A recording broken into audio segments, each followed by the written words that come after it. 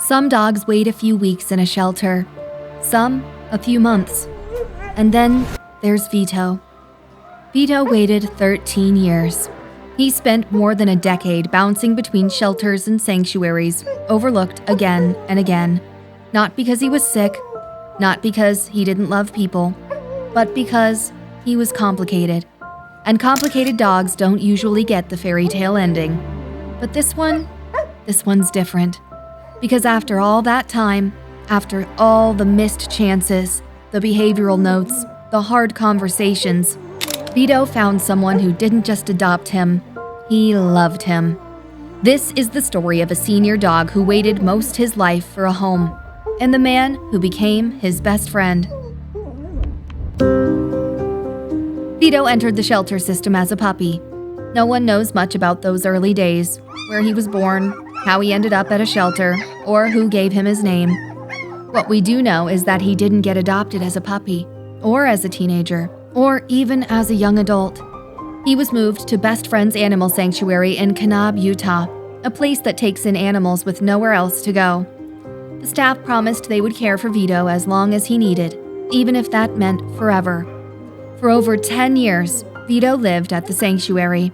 He went on walks, he had played with other dogs, he was loved by the team, but he didn't have a home.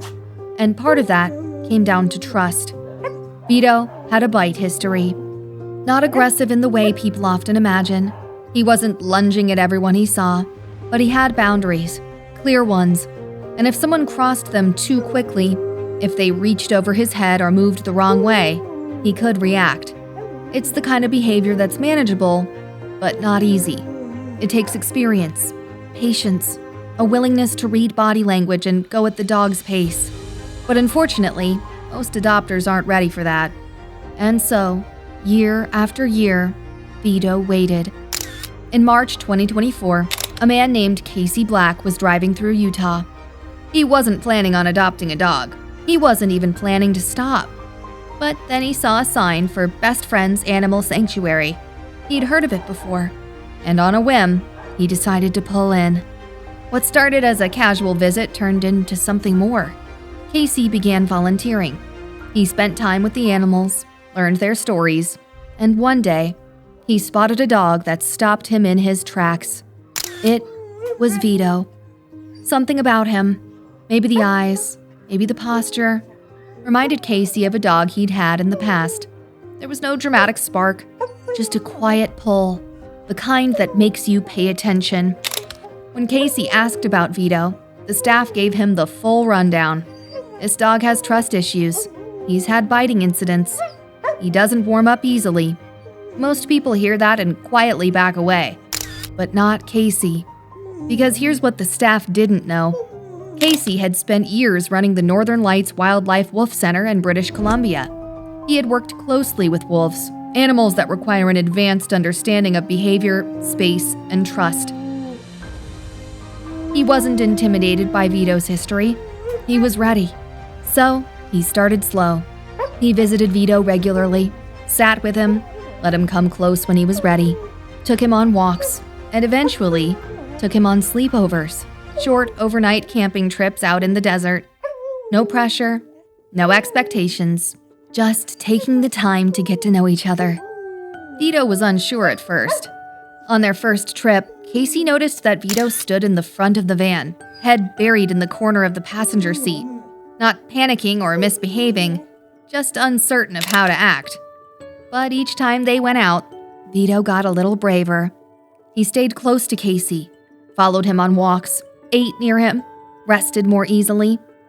It probably took over 2 months before I could really pet him on the back, Casey said.